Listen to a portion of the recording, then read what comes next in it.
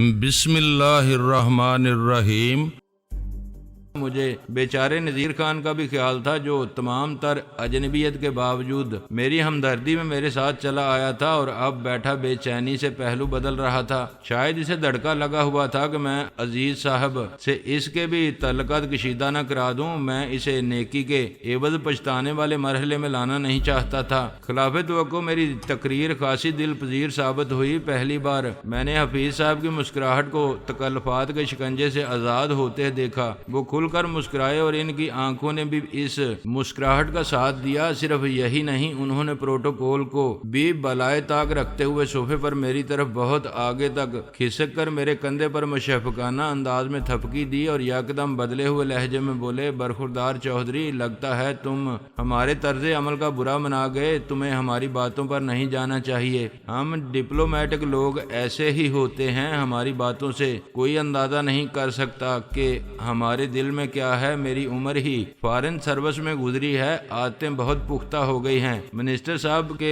رویے میں یہ تبدیلی دیکھ کر مجھ سے زیادہ سکون کی سانس نذیر خان نے لی۔ منسٹر صاحب بات جاری رکھتے ہوئے بولے، میں تمہیں سرد مہری اور بے اعتباری کی کسوٹی پر پرکھ رہا تھا۔ ہم ایک دم تو کسی اجنبی کی باتوں پر یقین نہیں کر سکتے نا، خصوصاً جب کہ وہ اجنبی بعض پہلوؤں سے رازداری بھی برت رہا ہو، اپنی خبر کا ذریعہ بتانے پر بھی تیار نہ ہو۔ میری کچھ مجبوریاں ہیں سر، ورنہ ضرور بتا دیتا۔ میں نے معذرت خواہانہ لہجے میں کہا، جو شخص میری خبر کا ذریعہ ہے اس کی زندگی پہلے ہی خطرے میں ہے۔ مجھے یقین ہے کہ میں نے اس کے بارے میں کسی کو بھی بتایا تو اس کی زندگی کے دن مزید کم ہو جائیں گے، میرے اپنے لیے بھی خطرات بہت بڑھ جائیں گے۔ سازش پھر بھی وہیں کی وہیں رہے گی، یعنی آپ کی ذات کو بھی کوئی فائدہ نہیں پہنچے گا۔ میری بھی کچھ مجبوریاں ہیں برخوردار، وہ خوشگوار لہجے میں بولے، اور وہ ڈپلومیٹک مجبوریاں ہیں۔ میں چاہتا ہوں ہمیں اپنے پروگرام میں ذرا سی بھی تبدیلی نہ کرنی پڑے اور ہم سازش کا بھی توڑ کر لیں۔ سازش کرنے والوں کے منہ پر یہ ایک تمانچہ ہوگا۔ اگر تم واقعی پر یقین ہو کہ تم یہ کام کر سکتے ہو تو ٹھیک ہے، میں تم پر بھروسہ کرنے کے لیے تیار ہوں، ورنہ تم یہ معاملہ مکمل طور پر ہمارے ہاتھ میں دے دو، ہم خود ہی دیکھ لیں گے۔ وہ اب مجھے برخوردار اور تم کہہ کر مخاطب کر رہے تھے۔ آپ یہ معاملہ میرے ہی ہاتھ میں رہنے دیں سر، میں نے کہا۔ ٹھیک ہے، میں یہ خطرہ مول لینے کے لیے تیار ہوں۔ وہ بولے، بس تو پھر آپ سے کراچی میں ملاقات ہوگی۔ میں نے اٹھنے کے لیے پار تولتے ہوئے کہا، نذیر خان صاحب میرے ساتھ ہوں گے؟ میں نذیر خان حیرت سے بول اٹھا، مگر میں نے تو آفس سے چھٹی نہیں لی۔ ارے آپ جیسے لوگوں کو بھی آفس سے چھٹی ملنا کوئی مسئلہ ہے کیا؟ میں نے مسکراتے ہوئے کہا، ایک فون کر دینا ہی کافی ہوگا۔ دراصل حفیظ صاحب کا آپ جیسا کوئی مزاج آشنا اور بھروسے کا آدمی میرے ساتھ ہوگا تو دل کو ذرا اطمینان رہے گا اور غلطی کا امکان کم ہوگا۔ حفیظ صاحب بھی مسکراتے ہوئے اس کی طرف دیکھ رہے تھے۔ آخر کار اسے بھی مسکرا کر اس بات میں سارا ہلاتے ہی بن پڑی۔ وہ اپنے مصنوعی ہاتھ پر سیاہ دستانے درست کرتے ہوئے بولا، ٹھیک ہے، میں ضرور چلوں گا آپ کے ساتھ۔ کچھ دیر بعد ہم نے اجازت طلب کی اور کراچی، اسلام آباد اور لاہور میں حفیظ صاحب سے رابطہ قائم کرنے کے لیے ان کے خاص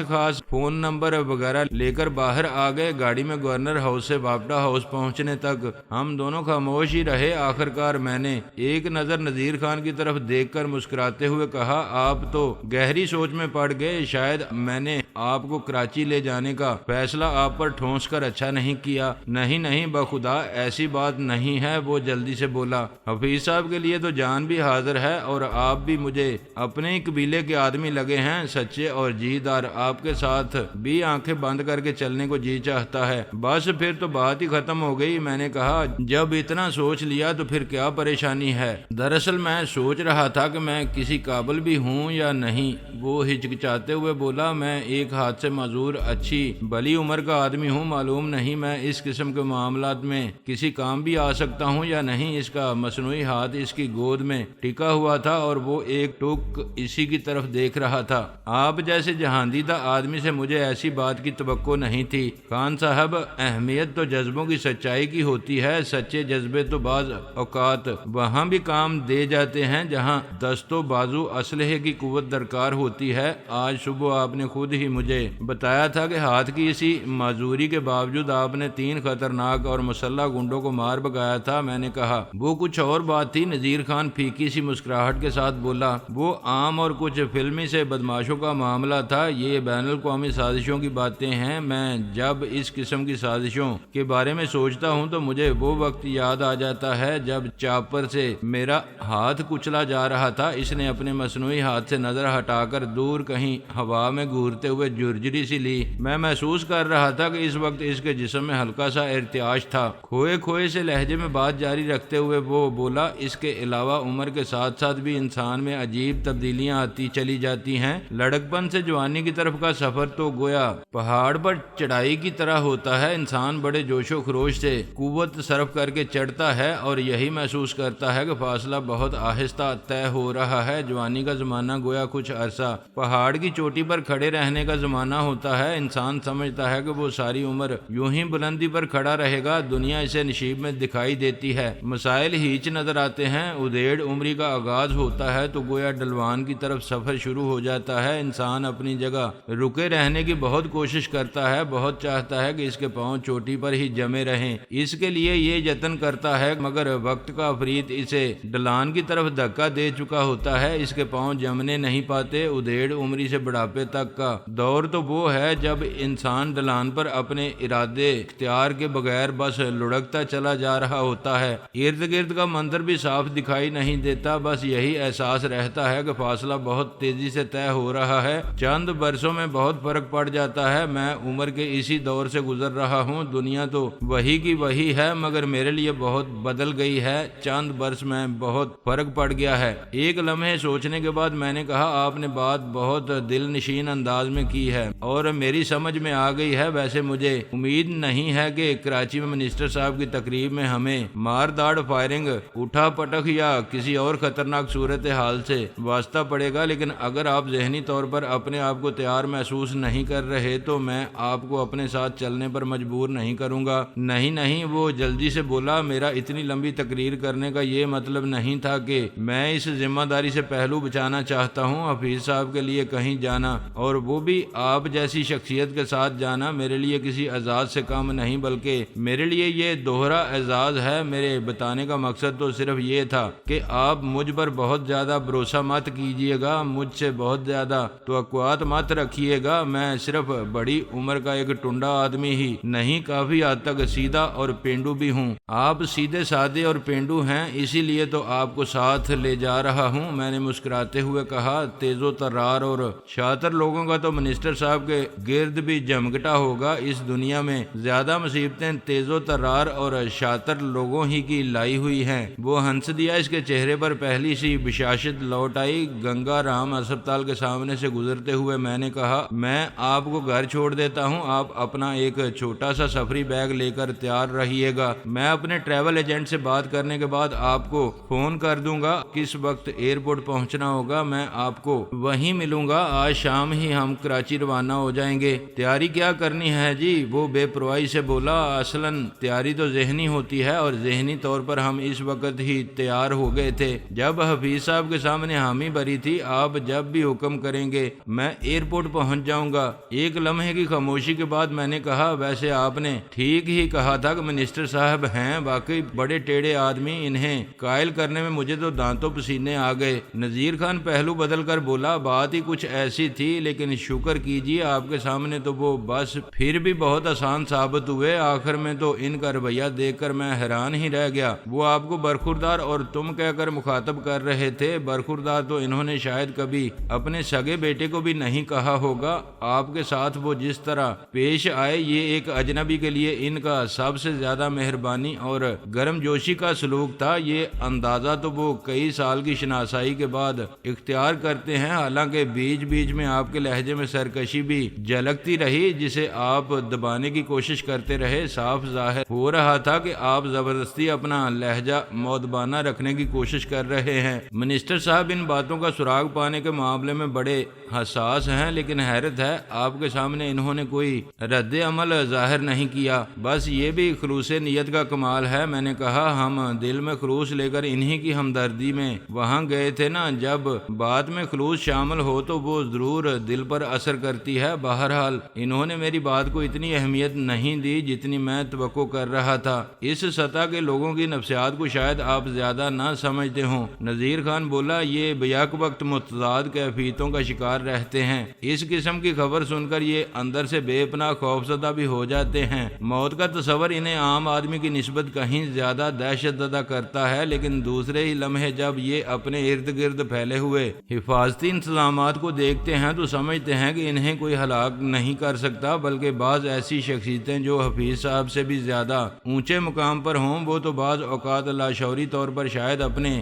آپ کو غیر قانونی محسوس کرنے لگتے ہیں۔ تبھی تو یہ عالم ہے کہ آپ دنیا کی تاریخ اٹھا کر دیکھ لیں، آپ کو بے شمار ایسے لوگ ملیں گے جو زندگی بھر ایسی حرکتیں کرتے رہے، ایسے اقدامات کرتے رہے جیسے انہیں وہم و گمان تک نہ ہو کہ ایک روز انہیں بھی بہرحال موت آنی ہے اور انہیں ایک بہت ہی اونچی عدالت میں پیش ہونا ہے۔ یہ مقام و مرتبے بھی عجیب چیز ہوتے ہیں چودھری صاحب، انسان کی سائیکالوجی بدل دیتے ہیں۔ ان سے بھی زیادہ عجیب وہ انسان ہوتے ہیں جو مقام اور مرتبے والوں کو گھیر لیتے ہیں، ان کے گرد عجیب دیواریں کھڑی کر دیتے ہیں۔ مزانگ چنگی کے چوراہے سے میں نے فیروز پور روڈ کی طرف مڑتے ہوئے ایک نظر نذیر خان کی طرف دیکھا۔ وہ گہری نظروں سے ٹریفک کو دیکھتے ہوئے عجیب سے انداز میں مسکرا رہا تھا۔ ایک لمحے کی خاموشی کے بعد وہ بولا، بڑے لوگوں کو تو چھوڑیے چودھری صاحب، عام لوگوں کی سائیکالوجی بھی کچھ کم عجیب نہیں۔ جب تک حادثہ خود کو پیش نہ آئے تب تک انسان اس کی سنگینی کو محسوس ہی نہیں کرتا۔ کسی خوبصورت اور پرفریب سے راستے پر گڑھے کی موجودگی کا کسی کو اس وقت تک یقین نہیں آتا جب تک وہ جا کر اس میں گر نہ جائے۔ آگ کسی کو اس وقت تک آگ محسوس نہیں ہوتی جب تک اس کی تپش اپنے گھر کی چار دیواری کے اندر نہ محسوس ہونے لگے۔ میں ہنس دیا، یہ بات میں پہلے بھی کسی کے منہ سے سن چکا تھا اور مجھے درست لگی تھی۔ وہ گویا کسی سوچ سے محظوظ ہوتے ہوئے بولا، چودھری صاحب میں زیادہ پڑھا لکھا آدمی نہیں ہوں، شاعری مجھے کچھ زیادہ سمجھ میں نہیں آتی اور غالب کو سمجھنا تو بہت سے شاعروں سے کہیں زیادہ مشکل ہے، لیکن میں واقعی انہیں عظیم شاعر مانتا ہوں۔ کیسی کیسی پتے کی باتیں وہ اتنے برسوں پہلے کہہ گئے جو ضرب المثل بن گئیں۔ اب اسی مصرع کو لے لیجئے، گری ہے جس پر کل بجلی وہ میرا آشیاں کیوں ہو۔ قسم سوہنے رب کی، انسانی نفسیات کا ایک عجیب ہی پہلو سمو دیا ہے اس ایک مصرع میں۔ آگ جب بستیوں کو جلانا شروع کرتی ہے تو ہر آدمی یہی سمجھتا ہے کہ میرا گھر اس سے محفوظ رہے گا۔ افراد کی بات تو چھوڑیے، پوری قوم میں کبھی کسی کے کہنے میں آ کر، کبھی کسی جنون میں آ کر اپنے آپ کو لے جا کر کسی گڑھے میں گرا لیتی ہیں، حالانکہ راستے میں بہت سے درد مند اسے سمجھا رہے ہوتے ہیں کہ اس راستے پر مت چلو، آگے تباہی منہ کھولے کھڑی ہے، مگر کوئی انسان ان کی نہیں سنتا، بلکہ بعض اوقات تو لوگ سمجھانے والوں کو مارتے ہیں۔ میں نے ہلکی سی ہنسی کے ساتھ کہا، اصل میں انسان یا قوموں کا بھی کوئی قصور نہیں۔ آج کے دور میں کنفیوژن اتنا پھیلا ہوا ہے کہ کچھ پتہ ہی نہیں چلتا کون واقعی سمجھا رہا ہے اور کون صرف چکر دے رہا ہے، ایک گڑھے سے ہٹا کر دوسرے گڑھے کی طرف دھکیل رہا ہے۔ بس جی، یہ دنیا کے تماشے عجیب ہیں، یہ لمبی باتیں ہیں۔ وہ طویل سانس لے کر بولا، آپ یہ بتائیے کہ آپ نے حفیظ صاحب والے مسئلے میں سوچا کیا ہے، کراچی جا کر کرنا کیا ہے؟ میرے ذہن میں کوئی واضح پروگرام نہیں ہے۔ میں نے گاڑی اچھرا موڑ کی تنگ سی سڑک پر موڑتے ہوئے کہا، بس ایک دھندلا سا خاکہ ہے۔ میں نے سوچا ہے کہ میں اور آپ ویٹروں کے روپ میں اس تقریب میں شرکت کریں گے، شاید میں عین وقت پر قتل کی سازش کو سمجھ سکوں اور قاتلوں سے ایک قدم آگے بڑھ کر اسے ناکام بنا سکوں۔ اس نے بے اختیار ایک بلند آہنگ کہا لگایا۔ میں نے قدرے حیرت سے اس کی طرف دیکھا۔ وہ انگلی سے میری طرف اشارہ کرتے ہوئے بولا، آپ ویٹر بنیں گے؟ اس کے لہجے میں بے یقینی تھی۔ ہاں، اس میں ہنسنے کی کیا بات ہے، میں نے سادگی سے کہا۔ ایک بڑا آدمی 5 اسٹار ہوٹل کا مالک اپنے ہی ہوٹل میں ویٹر بنا کھڑا ہوگا، کیسا عجیب لگے گا۔ مجھے اس تصور سے ہنسی آ گئی تھی۔ نذیر خان بولا، بالکل عجیب نہیں لگے گا۔ میں نے وثوق سے کہا، جب ہم ویٹر کی وردی پہن لیں گے تو ویٹر ہی لگیں گے، ویٹر بھی ہم ہی جیسے انسان ہوتے ہیں۔ میں نے کئی بار ایسے ویٹر، چھوٹے موٹے کام کرنے والے مزدور پیشہ لوگ اور نوکر وغیرہ دیکھے ہیں جن کے بارے میں مجھے خیال آیا کہ اگر وہ ذرا نفاست سے نہاد ہو کر عمدہ لباس پہن کر مہنگی سی گاڑی میں بیٹھ جائیں تو خاندانی سیٹھ معلوم ہوں، جبکہ بعض سیٹھوں کو دیکھ کر گمان گزرتا ہے کہ اگر وہ صرف اپنے دفتر سے نکل آئیں اور پیدل کہیں جا رہے ہوں تو شاید چپراسی معلوم ہوں۔ وہ تو درست ہے چودھری صاحب، نذیر خان ہنستے ہوئے بولا، پھر بھی سماجی حیثیت کی اپنی ایک خوب بو ہوتی ہے جو خد و خال میں رچ بس جاتی ہے۔ آدمی اگر کافی عرصے سے ویٹر چلا آ رہا ہو تو اس کی شخصیت میں ویٹری رچ بس جاتی ہے، اور اگر آدمی کافی عرصے سے دولت مند چلا آ رہا ہو تو اس کے سراپا کے گرد دولت ایک حالہ سا بنا لیتی ہے۔ آپ ویٹر کی وردی ضرور پہن لیں گے لیکن راتوں رات ویٹر دکھائی نہیں دینے لگیں گے۔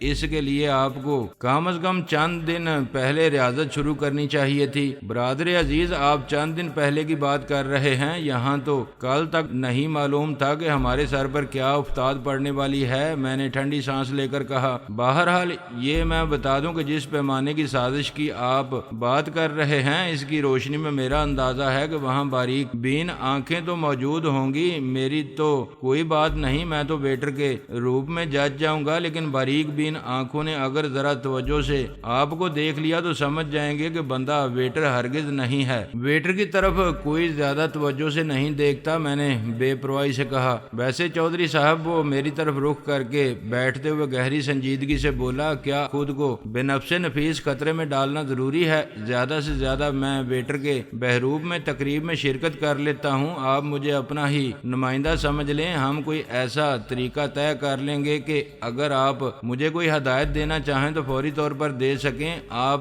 جو کہیں گے وہ میں کر گزروں گا، آنکھیں بند کر کے۔ آپ کے اس خلوص اور اپنائیت کا بہت شکریہ نذیر بھائی، میں نے حقیقی ممنونیت سے کہا، لیکن مجھے لگتا ہے جب تک میں خود پوری تقریب کے دوران حفیظ صاحب کے قریب نہیں رہوں گا بات نہیں بنے گی، اور نہ ہی میرے دل کو اطمینان ہوگا۔ جو لوگ اس میں ملوث ہیں میں انہی کو فتح حاصل کرتے ہوئے دیکھنا نہیں چاہتا۔ اگر وہ ہوٹل میں حفیظ صاحب کو قتل کرنے میں کامیاب ہو گئے تو یہ ان کی بڑی فتح ہوگی۔ میں یہ برداشت نہیں کر سکتا۔ میں ضدی اور ہٹ درم نہیں ہوں، لیکن نہ جانے کیوں یہ مجھے اپنی انا کا مسئلہ محسوس ہونے لگا ہے۔ سمجھانا میرا فرض تھا، نذیر خان بولا، حالانکہ حفیظ صاحب سے میرا جو دلی رشتہ ہے اس کا تو آپ کو اچھی طرح اندازہ ہو چکا ہوگا۔ ان کی جان مجھے اپنی جان سے زیادہ عزیز ہے، لیکن آپ بھی پہلی ملاقات میں ہی بہت زیادہ اچھے اور اپنے سے لگے ہیں۔ دل گوارا نہیں کرے گا کہ آپ کو بھی کوئی نقصان پہنچتے دیکھوں۔ مجھے تو یہ ضروری محسوس نہیں ہوتا کہ آپ اس معاملے میں ملوث ہوں، بلکہ سچی بات تو یہ ہے کہ مجھے بھی حفیظ صاحب کی جان کو کوئی سنگین خطرہ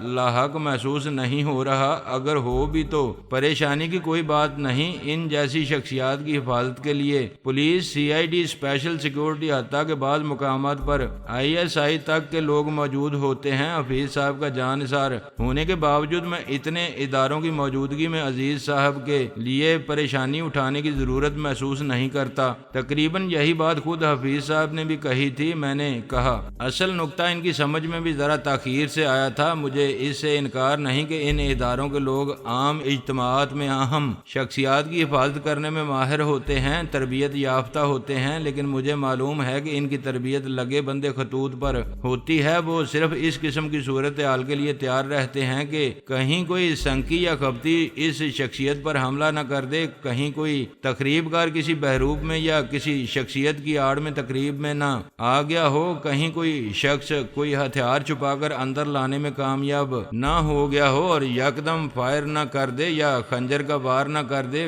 VIP شخصیت کی کار میں کسی نے بم نہ فٹ کر دیا ہو، ریڈیو TV کے مائکرو فون یا کیمرے میں کوئی بم نہ ہو۔ لیکن میں نے بتایا نا کہ عزیز صاحب کے معاملے میں اس قسم کا کوئی چکر نہیں ہوگا۔ وہ اس قتل تو ظاہر کرنا ہی نہیں چاہتے۔ ہاں وہ تو میں سمجھ گیا تھا۔ نذیر نے متانت سے سر ہلایا۔ خدا کرے کہ آپ بر وقت ان کے طریقہ واردات کو سمجھنے اور اس کا توڑ کرنے میں کامیاب ہو جائیں، لیکن میں اس بات سے ڈر رہا ہوں کہ اپنی سازش کو ناکام ہوتے دیکھ کر کہیں ان کا نزلہ آپ پر نہ گر پڑے۔ ہم جب اس معاملے میں ٹانگ اڑا رہے ہیں تو پھر ٹانگ کو بچانے کا بندوبست تو رکھیں گے ہی۔ میں نے کہا، اپنی سی सब तदबीरें कर लेंगे, नतीजा ऊपर वाले पर छोड़ देंगे। ठीक है चौधरी साहब, वो गहरी सांस लेकर बोला। जब हफीज साहब ने आपके सामने हथियार डाल दिए हैं तो मैं क्या चीज हूँ? जो दिल चाहिए कीजिए, हम आपके साथ हैं, बल्कि आपके पीछे पीछे हैं। बेशक कराची ले जाकर समंदर में डुबो दीजिए, हमें कोई एतराज नहीं होगा। आप ऐसी चीज नहीं है कि आपको समंदर में डुबो दिया जाए। खान साहब, मैंने इसकी गली में गाड़ी मोड़ते हुए कहा, आपसे तो अभी बहुत से काम लेने हैं। बड़ी खुशी होगी कि आप मुझ जैसे नकारा को किसी काम के काबिल समझेंगे। वो इंकिसारी से बोला, इसका घर आ चुका था, गेट बंद था, मैंने गाड़ी दीवार के साए में रोक ली। वो दरवाजा खोलते हुए बोला, आइए ना, आप दोपहर का खाना खाकर ही जाइएगा। हफीज साहब जैसे खुश्क आदमी से मिलकर आ रहे हैं, अब हमें इस खुश्की का असरात भी तो दूर करना होंगे। दोपहर का खाना, मैंने आंखें फैलाते हुए कहा, खुदा का खौफ कीजिए खान साहब, जो नाश्ता हमने सुबह किया है इसके बाद तो 2 दिन तक खाने की जरूरत महसूस नहीं होनी चाहिए। मैदे पर सिर्फ इतना ही बोझ लादना चाहिए कि मैदे से इसके ताल्लुकात खुशगवार रहें। आपने ही अपने मैदे को इतना आराम तलब बना रखा होगा। वो गाड़ी से उतरकर अंगड़ाई लेते हुए बोला, अपना मैदा तो मजदूर मैदा है, दिन रात मशक्कत में लगा रहता है। वैसे ये वाकई हैरत की बात थी कि जितना वो खाता था इतना बेडोर और साहिब तोंद नहीं था। मैंने नफी में सार हिलाते हुए कहा, मेरा फिलहाल अपने मैदे को मशक्कत कराने का कोई मूड नहीं है, मैं अब चलता हूँ, आप तैयार रहिएगा, खुदा हाफिज। मैंने गाड़ी आगे बढ़ा दी।